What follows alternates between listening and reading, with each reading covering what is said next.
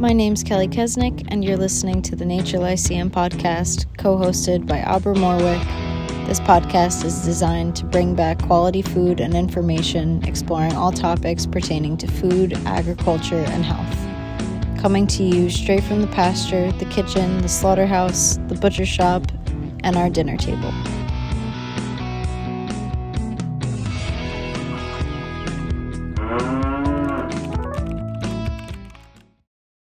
So today we're going to be talking the differences between different types of poultry, specifically chicken today.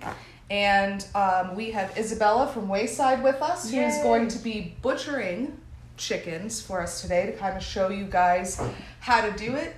It's not rocket science. Nope. And once you have a good technique down, you can basically use this technique for any kind of bird you have. If you know how to cut up a chicken, you're going to know how to basically cut up a turkey, cut up a quail, cut up a guinea hen, any of that stuff.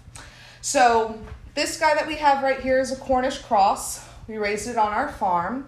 Cornish crosses are a hybrid breed of chicken. They have a really fast grow out rate of anywhere between 6 and 8 weeks.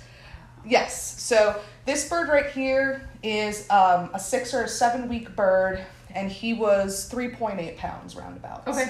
Which is kind of like our perfect weight. It's a standard butcher Correct. shop or Correct. grocery store type of chicken. Correct. Yeah. And it's also the size that most of our customers, if they're buying a whole chicken, that's what they want. They usually want things between 3 and 4 pounds. Yeah.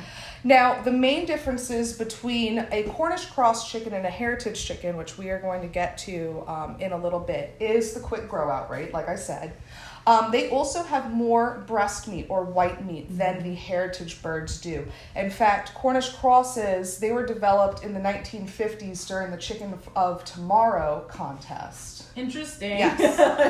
And it basically was a contest that farmers came and showed their specimens at, because farmers of that era really wanted to grow out birds more quickly, more efficiently, use less feed, use less space. Because before the 1950s, heritage birds were what you saw on every person's table. Okay. Yes, that's correct. So these guys are relatively new. They're super, from a farmer's perspective, they're super easy to catch.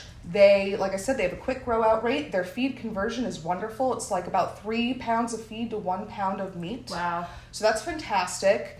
But they do come with a bunch of cons. They do not reproduce naturally. Okay. A couple reasons is because, one, they have such short legs and such prominent fat breasts that it's physically impossible for them to do so. Interesting. That's interesting. Yes. Yeah, okay. And then the other part is that basically the genetics. So these are Cornish crosses are basically F14 crosses. Okay. Which in a later episode we can totally get into what the fuck that means. Yeah. No, because this is really interesting, because I personally just see a bird like this, I cut it up, I don't really know a whole lot, and obviously this, for me, it's really fascinating. Yeah. I love knowing this stuff. Yeah. So it's an F14 hybrid, which basically means that if I wanted to keep males and females on my farm and try to reproduce them, whether that be through artificial insemination or otherwise, I actually couldn't. Okay. Because the genetics that I would need to get this certain bird are actually owned by 2 corporations, Aviagen and Cobb Vantros. Okay. And Cobb, I believe, is now owned by Tyson. Of course. Yes. Okay. So just to kind of give you an idea. That gives us an idea now. So even if you wanted to reproduce this bird in your backyard or on your farm, you legally couldn't. Okay. Right? So most of us who raise Cornish crosses, we buy chicks from hatcheries that work with other hatcheries up the line. And I get day-old chicks of Cornish crosses. Wow. Yeah. And the other thing that is not so great about them is that once they start approaching 7 weeks or so, they start to have genetic defects. I find a lot of birds, when I'm eviscerating them, they have congestive heart failure, they have some of their internal organs are sometimes malformed, and that just has to do with the crossing over and over and over again, and also not diversifying the genetics. Of course. Okay. But from a farmer's perspective, this is a great bird. I can sell it at a low price, and because I can sell it at a lower price, that means that I can reach more customers. So I'm not just selling to the rich tourists that come in the area. I can sell basically to everybody. Yeah. That's awesome. Another thing about these guys to note, they're like a blank canvas when you're cooking, as you know. You can grill them, broil them, stew them, you can sous vide them, you can do whatever you want. You can cook them at high heat, you can cook them at low heat, you can smoke them, whatever. You basically can do anything with this bird. So chefs across the world love it because it's basically like a blank canvas. So easy. Yeah, simple. Right. Yeah. And you can see the fat is a beautiful color. It is nice. The meat is very nice color too. We'll see that when you break it down. You know, all in all, a tasty bird. But it does come with, you know, some caveats, right? Yeah. Yeah. Oh, yeah. I always keep the neck on. Yep. You got it. Now, this is what a heritage chicken looks like. Now, heritage chickens were basically eaten up, you know, on everybody's table up until the 1950s, 60s, and 70s. Every region of the United States kind of has its own breed of bird. Here in the Northeast, we typically see Rhode Island Reds, New Hampshire Reds, Delawares, Rhode Island Whites, Barred Rocks. They're all cold hardy breeds that do really well up here, and they all do really well in pasture. Now, these guys, because they live longer lives on pasture, you can already see their fat is more yellow, their muscles are darker in color, but because they live longer and they do run around a little bit more, their meat is firmer. I don't like to say tough because it's definitely not tough. We're definitely not like... It's still juicy. Yeah, we're definitely not butchering an old hen or something Right. But they are firmer. And I'm sure people wonder what breed this is. This is a Delaware. Okay. And we actually hatch these from genetics from the Good Shepherd Conservancy, which is a program that I'm working with to help restore heritage breeds in the commercial farming landscape. Great. Yeah. So you can see these guys have a 50-50 ratio of white meat to dark meat. They have much longer legs, much bigger thighs, but not as much fat here on the breast. And their skin does tend to be a little bit more yellow as well, which is something that is very typical in heritage breeds. Now, heritage breeds take anywhere between 16 and 20 weeks to reach this weight. Right? So, but they can mate naturally. Okay, of course. If you're a farmer and you want to raise your own Delaware flock, you can legally do that. You can actually keep breeders that you want and select for, you know, nice plump roosters and hens and all that other sort of stuff and keep that going. So, you know, you can have your own flock. Many of these breeds are dual purpose, which basically means that they can be used for meat and for eggs. Whereas the Cornish cross here, this is just for meat. Can you incubate those? Like, meaning like the eggs? I mean, I don't know. You know, I'm not really as familiar. That's why it's probably a, you know.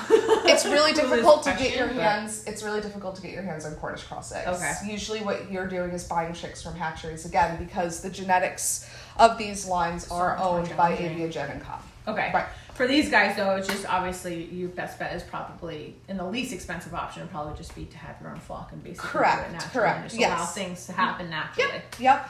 And basically what we're doing right now at Feisty Acres is we're working with the Conservancy and we're getting we'll probably get about 600 birds from them or hatching eggs from them. We're doing both this year. And then we're going to be, at the end of the year, we're basically going to keep everybody who we think will do well as breeding pairs and harvest the rest and sell the rest. But so one of the most common questions I get is how to cook a bird like this. Yeah, that was actually my next question, what you recommend. So, unlike the Cornish cross, heritage breeds do not do well with high heat cooking. So basically, if you stick this bad boy in an oven at 425 like you would this guy and, you know, cook it for an hour, you're going to hate me. Incinerate it. You're going to hate me because these guys don't have a lot of protection from the high heat cooking, so the proteins in their breast shrink really quickly, making them tough. Of course. Right? Yeah. So the name of the game with these guys is low and slow heat, whether that be a braise, whether that be sous vide, whether that be a smoke. I've definitely done beer can chicken with these guys. I was just about to ask. So what about like a spatchcock type of a deal? You could totally do that, but like I said again, you know, you need to make sure that low and slow, and make sure there's moisture, whether that be beer, wine, broth. Even water will do. Okay. Yeah, but you're not going to be putting this in a 400-degree oven and be coming out with something cool. Right. Some people have asked me if you can actually deep fry it and stuff like that. You can, but again, I would recommend softening up the meat first, whether that be like in a sous vide cooking situation or something else. And then what you can do is you can lightly fry it afterwards. And that would totally work. Now, these guys have so much intramuscular fat in them, which is also a really good reason to cook them low and slow, because that fat will actually baste the chicken from the inside out. Amazing. Yeah, so the fat that these guys have is held in different places than the Cornish cross. Of course. The Cornish cross tend to finish out with a fat cap around them, whereas these guys have more intramuscular fat. Okay. Yeah. So these guys, do they tend to be like, would you say more crispy on the outside if someone were to cook, or not? No, kind of these guys are way more crispy. Okay. Because they have more fat? Because they have more fat and because you can cook them at that high heat. Okay. These guys, if you want to brown up their skin, that would be like the very last thing you do with, like, let's say like an acetylene torch, or you could even put the broiler on at 500 degrees for like 10 minutes and do it. Okay. Yeah, and that would totally work as well. But yeah, so those are the basic differences. And you can break them down the same way, and I'm interested to see how they break down for you. Yeah, me too. Do you have any other questions? No, I think you answered all my questions. So it's really fascinating. Yeah. How would you guys like me to break them down? Do you want me to piece them? I have a quick question. Yeah. Did this come from a hatching egg, or did you get it as a chick? Oh, this we hatched out on the farm. Cool. Yeah, this we hatched out on the farm. Yeah. So we get chicks and hatching eggs from Jed, who he has a farm down in South Jersey called Chosen Farms. Cool. And he's actually working on a project now for kosher poultry. Nice. Yeah, kosher heritage poultry. I know. We get the question all the time, and unfortunately mine are not kosher. Yeah. So. Yeah, well, he will have some soon. He will have the heritage chickens, not these guys, but definitely the heritage chickens. Which I'm really interested, though, because I feel like especially it just seems a little bit more natural, in my opinion, to kind of go that route and to kind of preserve, chickens in that manner. I mean, I think it's fascinating. In Italy, I remember seeing in Italy when I went there when I was in Florence. They look like this, probably. They look exactly like that. And a lot of meat kind of looks more or less like that because of just the market and the way that they raise their animals. Yeah. One more thing I totally forgot to mention, which I think is absolutely worth mentioning. Yeah, I cleaned that up. Yep. Is that one of the biggest reasons why on the farm we like to preserve these birds is because without the genetics of these heritage breeds, Cornish crosses would never exist. Right. Yeah. So if we want to continue to have Cornish crosses, I mean, some people are very against Cornish crosses. When Chris and I first started, we actually only raised heritage breeds of chickens, and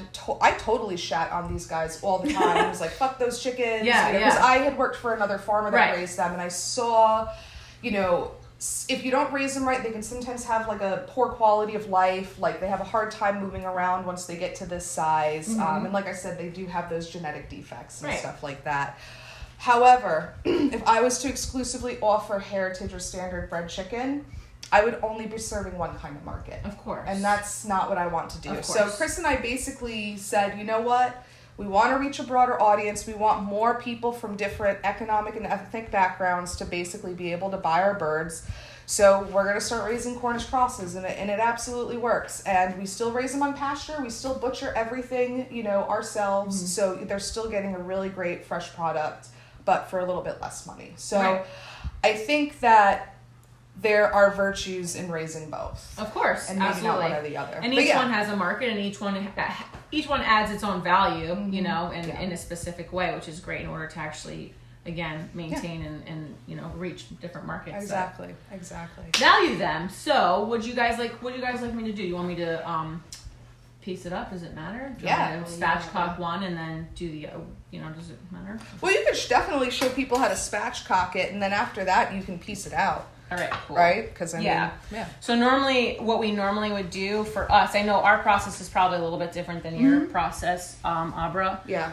We do French method. So, okay. Yeah. Yeah. So normally what I would do is this is a chicken. Legitimately, it's all just joints, So what we normally would do is for just an 8-piece, we would just take off the wings. We'd come around. You'd slice down here, basically from the back here through here, and then essentially pull it off the bone. And then do the same thing. Now these will hinge. I'll show you that in a second. But I think we do the same exact thing. Yeah. So I'll just spatchcock. Let me grab you a couple plates. Hopefully they can see. So I just basically take my knife. My knives are very, very, very sharp. You can put your Cornish there. Okay. Clank, clank, clank. Clank, and then clank, you can clank, put the clank. heritage there. So essentially you just come down one side really close to the bone, right down. The back. That's full bone spatchcocking.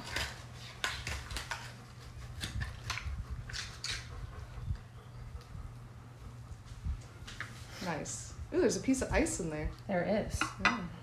That's okay. Just take that sucker out right there. I leave all the fat in because I love the fat. We do that too. Yeah. Chicken fat's the best. It is. So that's beautiful. Something called a clavicle there. So what we do, Oh, wow. yep, take this down here. Basically work it like a V, more or less. Try not to make a mess. I'm used to doing this in my full-blown attire. I run my fingers down both sides because it comes to a V, that part. And then you can just essentially Oh, right wow. up. Nice. So then you're working to beautiful chicken. Yeah. So I'm gonna come down here. So, cause at this point you could even honestly cook this chicken. Yeah, that's spatchcocked right Just there. like this. Yep. That's beautiful. spatchcocked. I love this method for grilling, for roasting. Like you're taught, I'll talk about that in the other chicken. Because what I would do is probably even put it in a pan, a nice deep pan, and you can roast it or with herb de Provence. It's my legitimate favorite way to have roasted chicken. You could do this with the turkey. Oh, for sure. They're all generally the same. Come right down the center, just like that.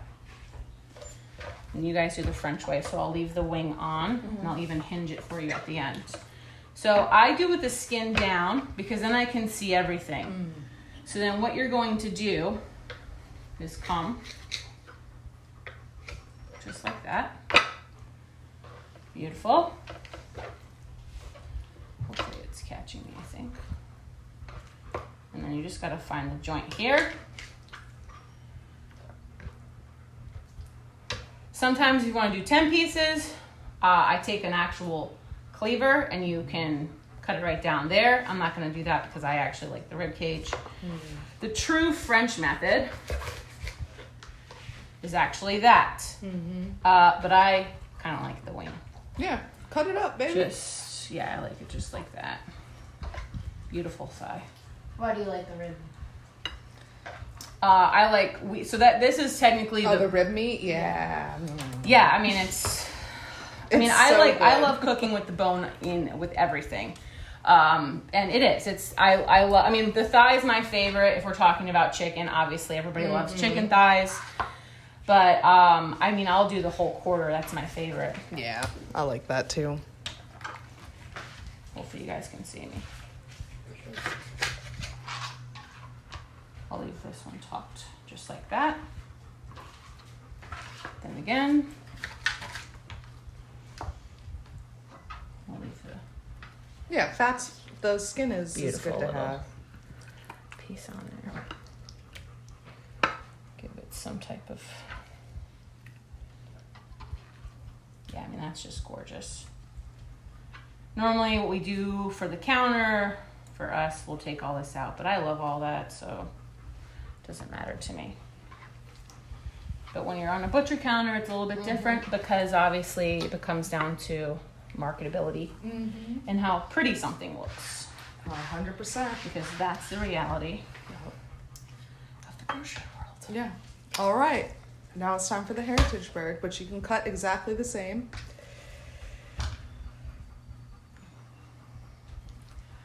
What I think I'm going to do So I'm going to show you guys how we do it. Mm-hmm. That way. These wings are gorgeous. You're right. The skin is firm. Mm-hmm. But this is a homegrown chicken. Yeah, this is a Delaware. He's an 18-week-old Delaware cockerel, Okay. which means he's a young boy rooster. Now, if you see wings, like barbecue wings, you know how people, what they normally do is they'll basically clip this tip off, and then they'll cut down this joint right here. So you have 2 pieces. Or You leave it whole. you can leave a hole. I feel like that would be a great chicken wing for a lucky family. Break down that hinge. Same thing. I'm going to leave that.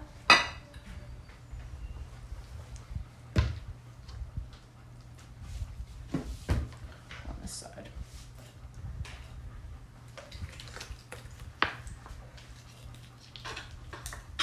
So you essentially just take your knife and you get as close to the carcass in the back, which is there. It comes right down, just like that. Same exact method.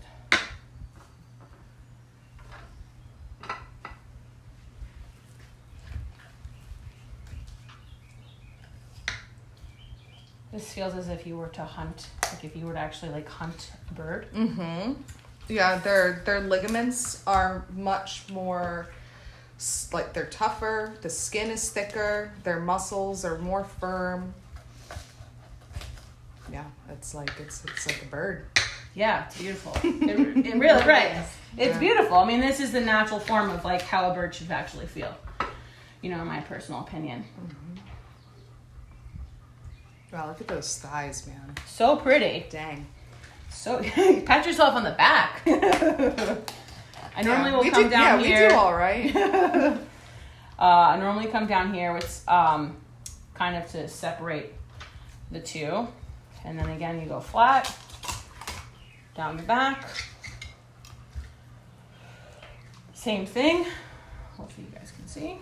And again, you let the neck bone. The bones just tell you where to go. At the end of the day. You got a big ass neck and back. Love that. It's perfect. That's long as hell. That is a perfect neck. Now we're going to do this little baby justice.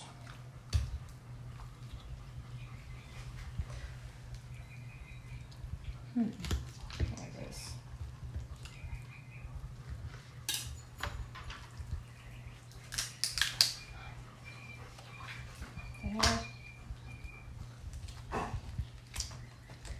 There. Even the clavicle. You feel how hard it is? Yeah. It's starting to calcify, really.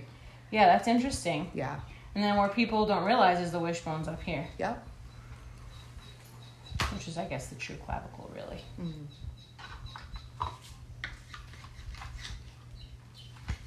There you go. Nice work. Beauteous. 2 very, very gorgeous birds.